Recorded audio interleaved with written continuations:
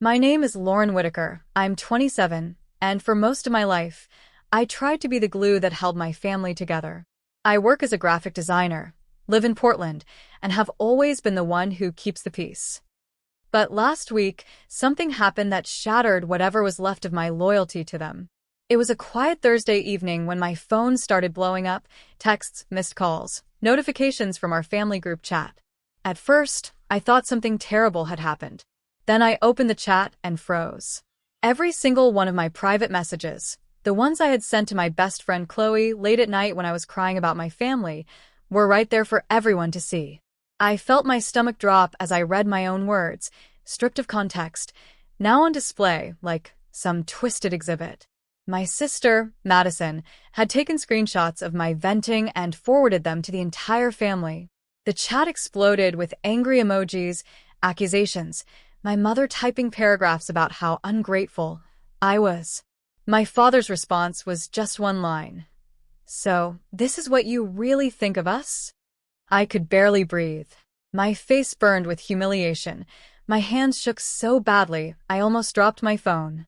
In that moment, something inside me snapped. I didn't cry.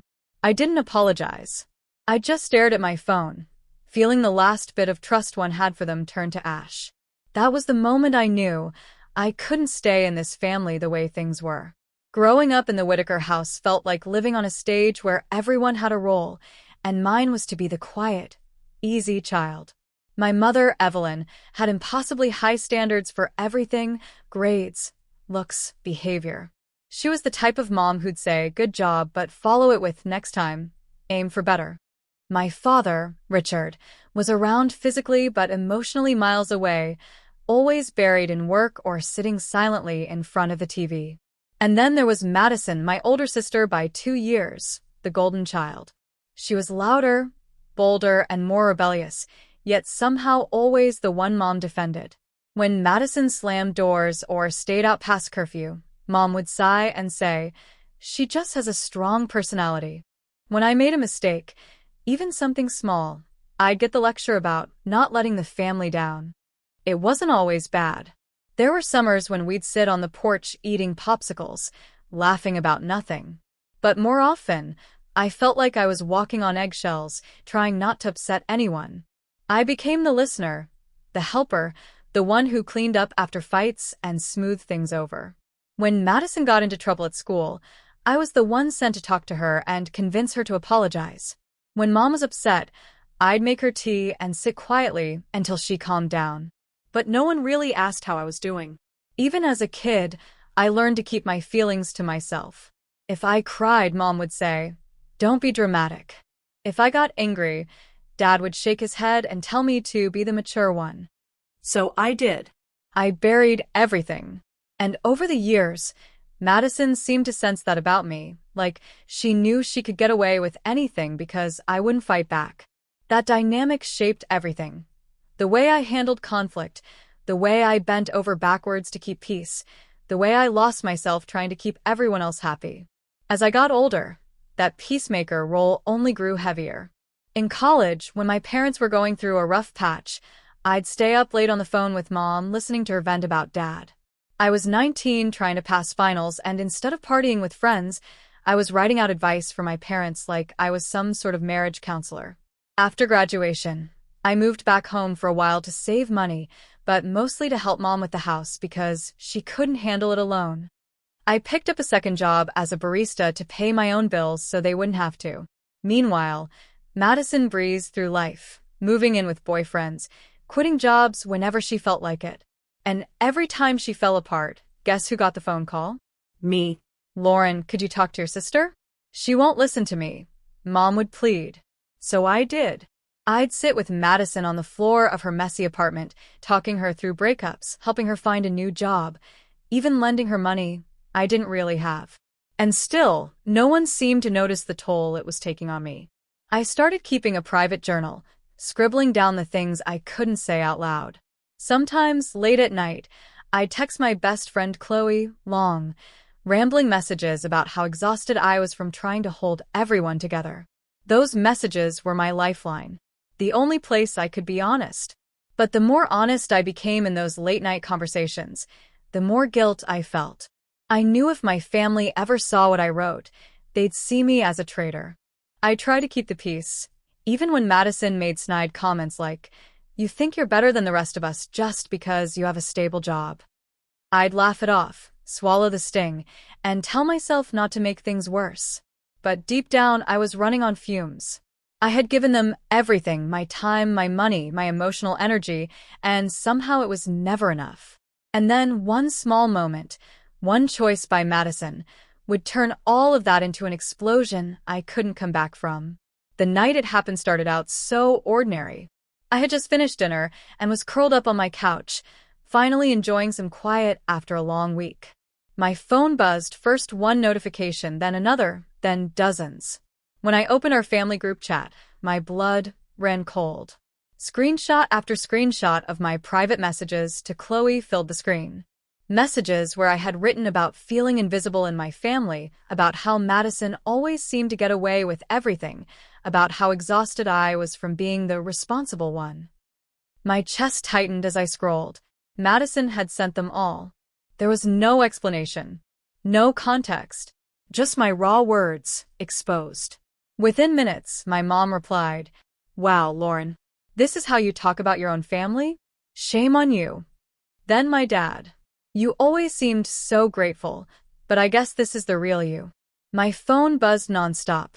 Madison sent a smirking emoji, like this was funny to her. I sat there frozen, tears stinging my eyes. I wanted anyone to defend me, but no one did. Instead, more messages rolled in, guilt trips, accusations, lectures. Something inside me went very still. I put my phone down, stood up, and walked to my bedroom closet. I grabbed my overnight bag, threw in a few clothes, and zipped it shut. The sound felt final. I didn't reply to a single message. I just blocked the group chat, blocked Madison, and walked out the door. For the first time in years, I wasn't running toward them to fix things. I was walking away, and I didn't look back. That night, I drove without a plan. Just me, my bag, and the hum of the highway. I ended up in a small town 2 hours away, checking into a cheap roadside motel. The sheets were stiff, the rooms smelled faintly of bleach, but for the first time in years, I felt safe. The next morning, I made a decision. I wasn't going back. I returned home one last time, not to talk, not to explain, just to pack my things. I moved silently through the house while no one was home, folding clothes, boxing up books, taking only what I truly needed. As I walked out of my childhood bedroom for the last time, I noticed a photo of Madison and me on the dresser, us as kids, grinning with popsicles on a summer day. For a second, my throat tightened. Then I turned the frame face down and kept walking. I sold a few extra things online, cashed out my savings, and found a small apartment above a coffee shop in the new town. It was nothing fancy, creaky floors, mismatched cabinets, but it was mine. I started fresh. During the day, I took freelance design projects. At night, I worked part-time at a bookstore just to meet new people. Slowly, I made friends, a kind neighbor named Holly who invited me over for tea, a coworker named Sam who made me laugh until my stomach hurt. I began journaling again, not to vent about my family this time, but to dream about my future. I took myself on solo walks, cooked meals just for me, even signed up for therapy, something I'd been too afraid to do before, because I didn't want my family to think I was weak. And little by little, the heaviness I'd carried my entire life started to lift. I didn't miss the constant drama, the group chat arguments, the late-night guilt trips.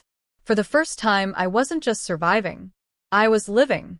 And as scary as it was to rebuild from nothing, every small victory, paying rent on my own, laughing with new friends, waking up without dread, reminded me that I had made the right choice. It took about 3 months before the first cracks in the silence appeared. One morning, I woke up to an email from my mom. "Lauren, we're worried about you. You've made your point. Come home. Your father hasn't been sleeping." I stared at the screen, my stomach twisting. There was no "I'm sorry," no acknowledgement of what had happened, just an invitation to step back into the same toxic cycle. I didn't reply. A week later, Madison texted from a new number I hadn't blocked yet. "Look, I didn't mean to hurt you like that. It was just a joke. You're being dramatic. I read it once, then deleted it. Then came the phone calls from my father. He never left a voicemail, but the missed calls stacked up. When I finally picked up out of sheer frustration, his first words were, "Your mom isn't feeling well. You should come visit before it's too late." The guilt hit me like a punch to the chest, until I remembered that Mom had been sick dozens of times before whenever she wanted me to do something. I took a deep breath and said, "Dad, I'm glad you called, but I'm not coming home. Not until this family can respect me." There was a long silence on the other end before he muttered, "You've changed," and hung up. He was right. I had changed. And I wasn't going to let them drag me back to being the girl who kept quiet just to keep the peace. The next time Madison texted, I didn't even open it. I wasn't angry anymore. I was free. It's been almost a year since that night when my sister exposed my private messages. Sometimes, I still think about the girl I used to be, the one who tiptoed around everyone's feelings, who swallowed her pain, who believed that being the good daughter meant sacrificing her own happiness. I don't miss her. In my new life, mornings feel lighter. I wake up without a knot in my stomach. I drink coffee by the window, watch the sunrise, and smile at the quiet. I still love my family, but from a distance that keeps me safe. And the truth is, leaving wasn't revenge. It wasn't punishment. It was survival. I had to lose everything familiar to find myself again. There are days when I wonder if my mom ever understood, or if my dad ever tells Madison what she did was wrong. Maybe they'll never get it. Maybe they'll always think I was the problem. And that's okay. Because I've learned something powerful. Family isn't defined by blood, it's defined by love. The people who deserve a place in your life are the ones who respect you, protect your heart, and want to see you thrive. Walking away was the hardest thing I've ever done. But it was also the best thing I've ever done. So if you're listening to this and wondering if it's selfish to choose yourself, it's not. It's survival. And you deserve to survive. You deserve to live a life that feels like yours. I'm proof that it's possible. And I wouldn't trade this peace for anything.